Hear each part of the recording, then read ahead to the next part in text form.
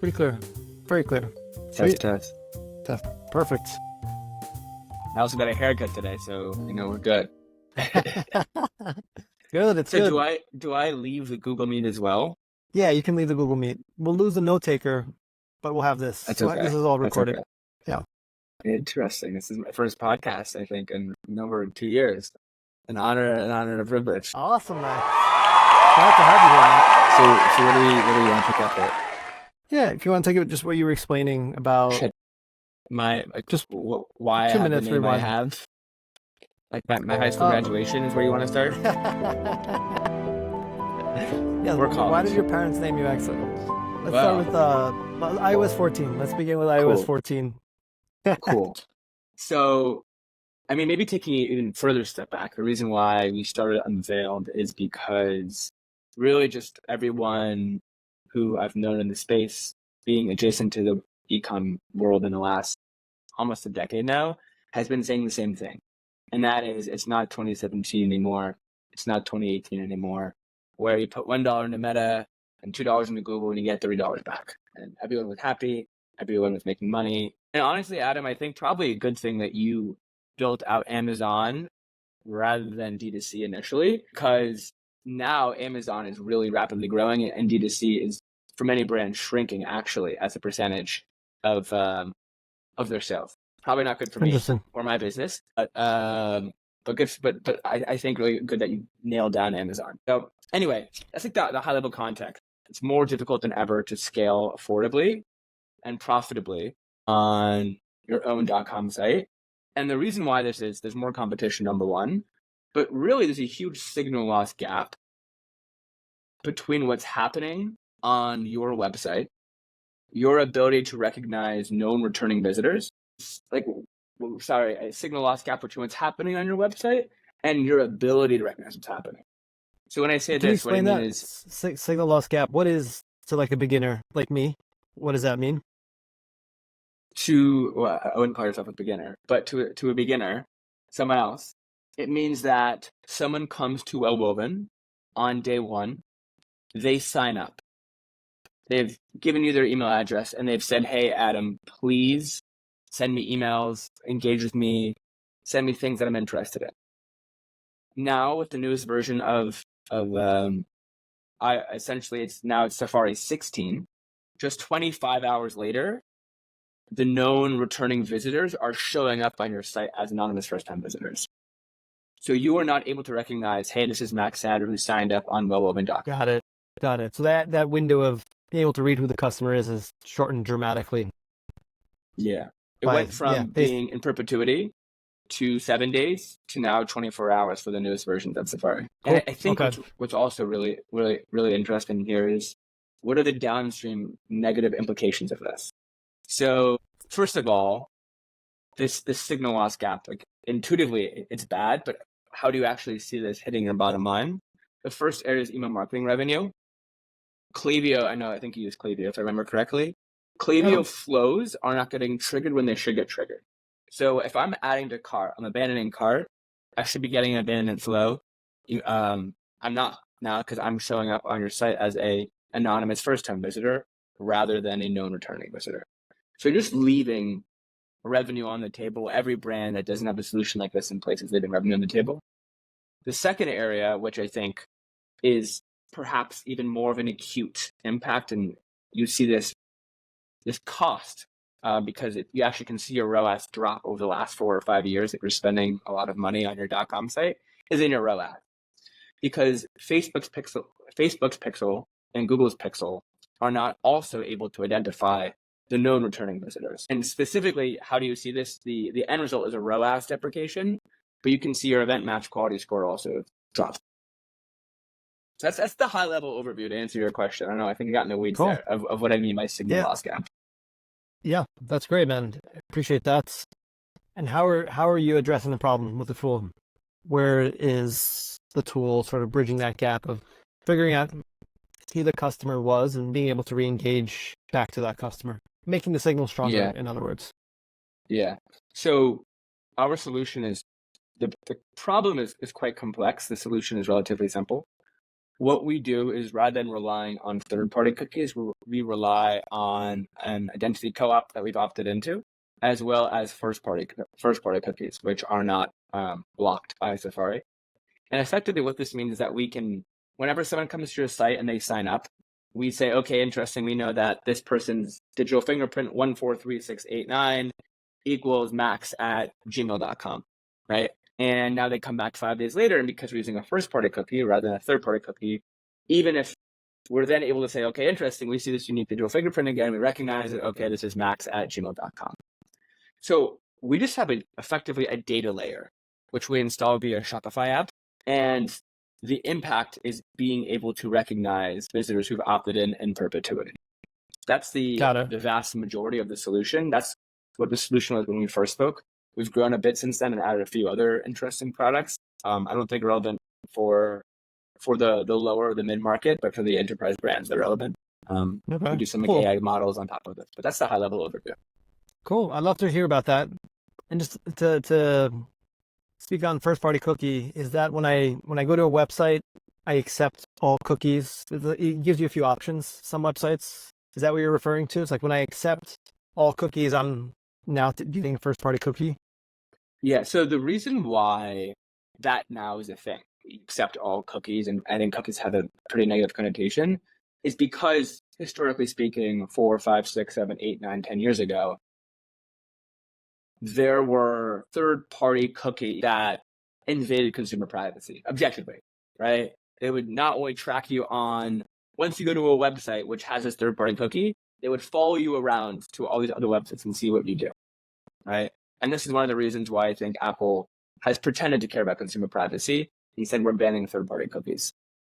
Now, first-party cookies, what that really just means is that you are actually owning the cookie, you as in well-woven, not us, as in Unveiled. And what this actually means, to get a bit more into the detail, is that because so the IP address actually of the cookie matches your website's IP address.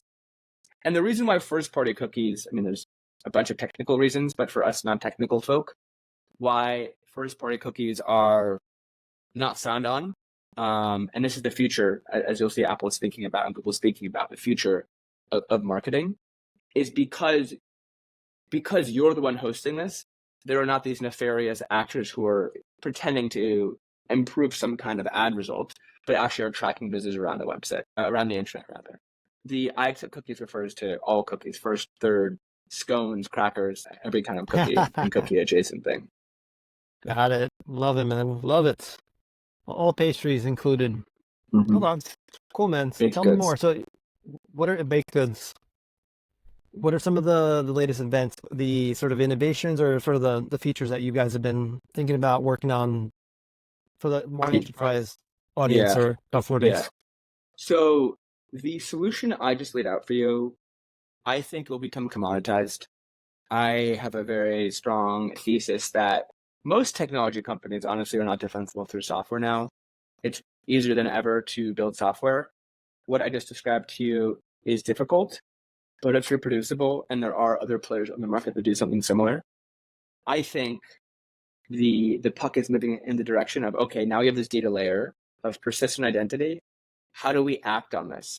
And how do we figure out the best next action for every single website visitor based off of this persistent identity? So what we've now done is we've done a few things. We essentially, and this is for much, like the enterprise brands that are doing $1 million on ads, spending $1 million on ads a month, or even a little bit less than that. Where we train 6 figures, almost 7 figures a month in ad spends, kind of customer. And when you say, I guess this first party cookie, is this being in the co-op that you had mentioned earlier? You had mentioned the concept of co-op. Mm-hmm. Is this part of that strategy or part of that sort of connection, I guess? The data co-op is... No, I'm with you. So the first party cookie is proprietary tech. The data co-op is essentially, we've opted into this partnership with a bunch of really large ESPs, email service providers, email service platform. I know what the P stands for. where they also essentially share their ability with us to figure out, to resolve identity if someone has opted into this co-op somewhere. So it's not just opting in on Wellwoven's site, but opting in on Wellwoven's site and other customer site. So we're essentially pooling our ability to recognize opting people anywhere to the co-op. So that's also been a stable product for a while. I think in terms of where the puck is moving, though, it's like creating these custom AI models on top of this data layer. So now what we're doing for the first product I described there for everyone, lower market, mid-market, enterprise. I think focusing on the enterprise now, what we've recently launched is we call it Boost. And effectively Boost trains a custom model on your website behavior to figure out which visitors are likely to convert and which ones are not likely to convert. We do this by figuring out, or rather watching, who has converted and who has not converted.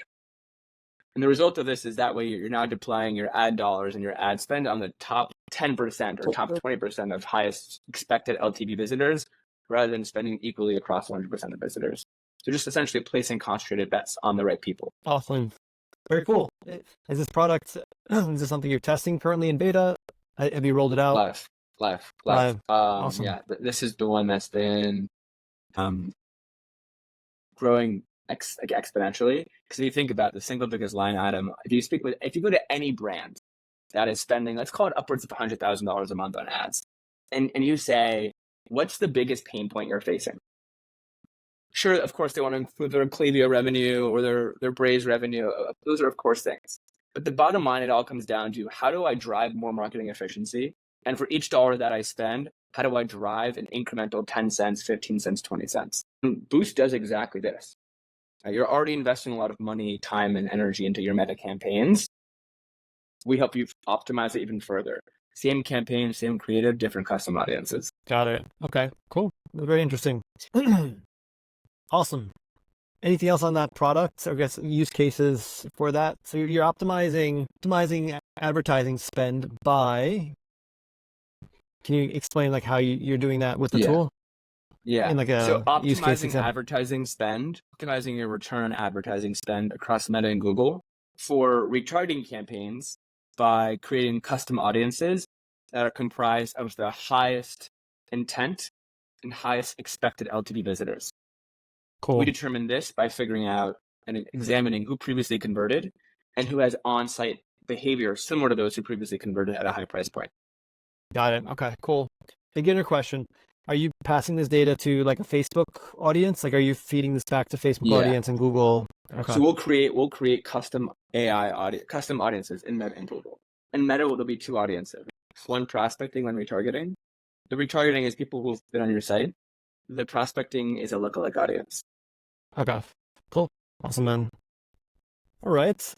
Let's talk about Wellwoven. So jump into some of this more higher tech stuff. What do you think would be appropriate for us to, how can we get started? What would you recommend for us? I would focus specifically on our Rekindle product, which solves the signal loss gap between what's actually happening on your website and your ability to recognize people who have opted in but are showing up as anonymous. That's where you should start.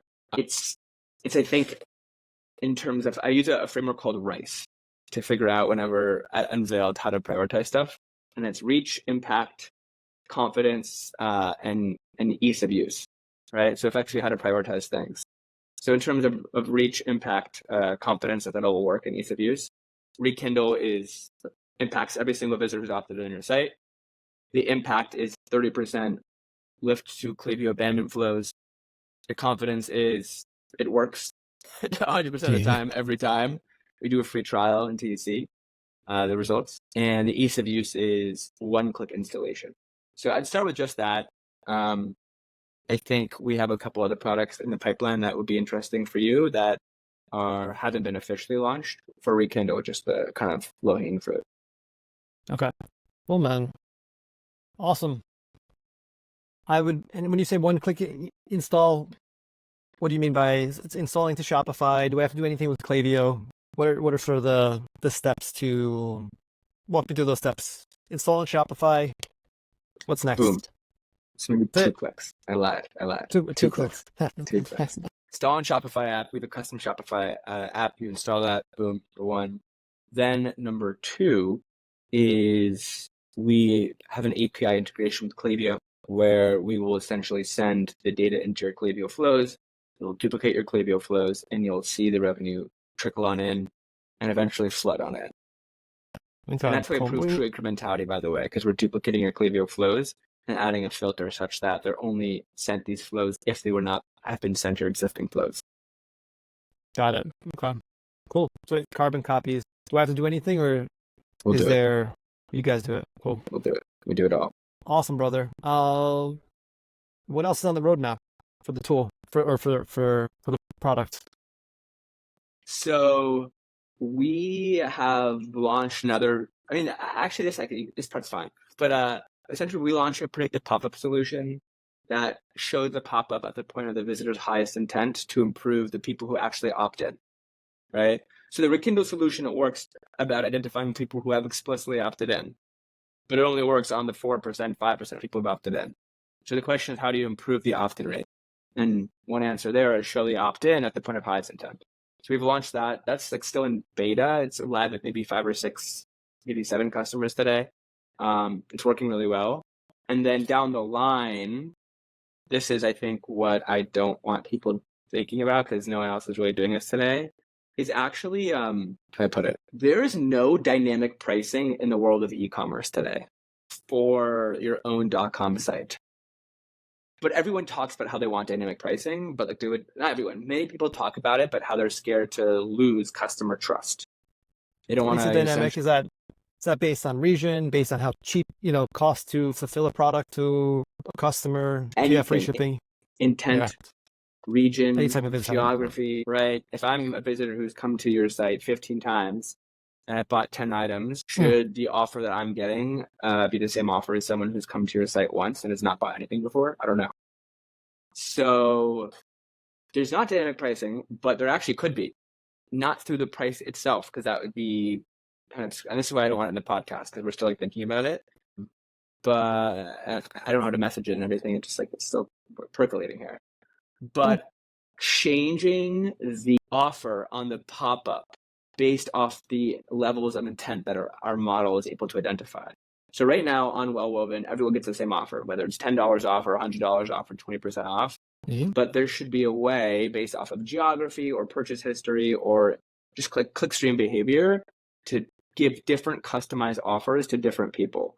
Sometimes you can offer free shipping to one person, not free shipping to somebody else, 20% off to different somebody else. And really what this is actually doing, this is dynamic pricing, right? Because it's the offer. The price is the same price. Yep. But the discount is, right? And this is a huge improvement to the profit margin. We don't have this live today. We're still thinking about how to even do it. But that's, I think, you can A/B test different offers across your store and see which, and find out some competition. You can work through combinations of promotion and different merchandising.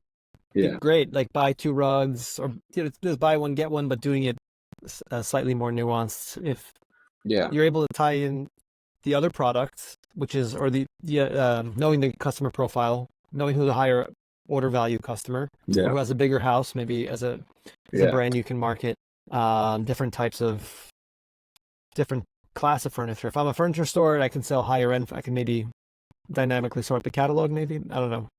Yeah. But there must be some FCC. Are there rules around that? Have you looked into it? It's still a brand new idea, but I'm just kind of curious.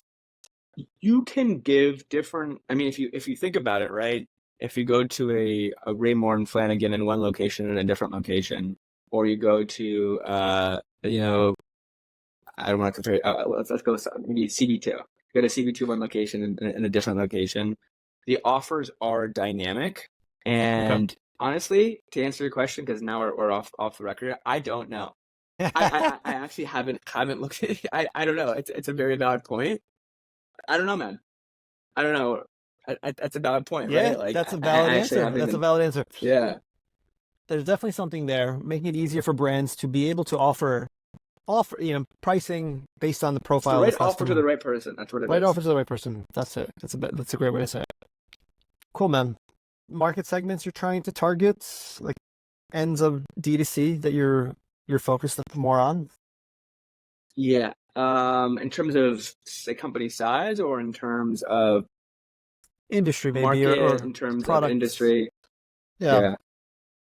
Product, anything that's not a split second impulse decision. For example, selling, I don't think most Sprite sells much product online to their own .com site, but that'd be a terrible example of a customer. Anything where there is a bit of consideration is ideal, number one. Yep. Or number two, where it's a highly retentive product, right? So maybe it is a some kind of laundry detergent, which is cheap, but people come back again and again and again and again. So the LTV. LTV Seems is to be a pretty high. recurring purchase. Yeah. Yeah. So Cool. focus on decision purchases or frequent buyers. Cool. Awesome, man. And as a startup founder, when building a company, what do you think about in terms of building a right mix of customers? What are some tips you would give to startup founders trying to start from, build the company up profitably? I don't know if I'm the one Qualified yet? You're qualified. having failed multiple companies before. What I would say is don't die. It's like that. Just like as long as you stay alive long enough and you have an energy and you have the momentum, just don't die. Like that's the most important thing. Also, separately, I don't actually think that the easiest customers, aka people in your network, are necessarily the right customers to help you find product market fit as quickly as possible, because these are people who will just they care about you, right? And Yeah. they'll do things that maybe aren't rationally that are in their best interests. But at the end of the day, the market is rational, and the market always wins. So in a way, you're kind of like putting off finding product market fit because people are helping you out rather than Support actually you. being Yeah. super brutally honest and acting in their own selfish best interests. So Love that. that's maybe a bit of a false positive sometimes. Yeah. Yep. Well said. Seeing not what the customers say, but what they do in the broader context of the market. Yeah. Yeah. Also, people who just aren't in your network, 1-degree connections, not friends. But, friends of friends is great, or acquaintances is fine. People who don't feel like they're beholden to you. Yeah. That's great. Good advice. Awesome, bud. What's been like a success that you're most proud about these last few months? I think the closing our first public traded company, that was really, really big for us. We were pretty marketing. Actually, like really terrible at marketing, which is not a good thing. Yeah. Every single client is just a customer referral. Every single client, or a customer referral, or an agency referral, or a friend of a friend. At this point in time, so I mean, we need to start doing marketing for sure. I think the biggest one though would be closing our first public traded company. They were totally out of network, introduced by another customer of ours that just really went to bat and vouched, and that helped us get across the finish line. And I think that was probably a really big win there. Very different RFP process, and also just again moving up market. Awesome. In terms of the sales process, was that you and the team, or do you in software as a service? Are there sales reps that you like bring in that call on those customers? How did that lead sort of turn into a customer? Warm introduction from another customer that thought really highly of us and was just speaking to the head of marketing, who happened to have had a pain point. Specifically, they were thinking about how to improve their Klaviyo revenue, and mentioned to us, put us in an email thread.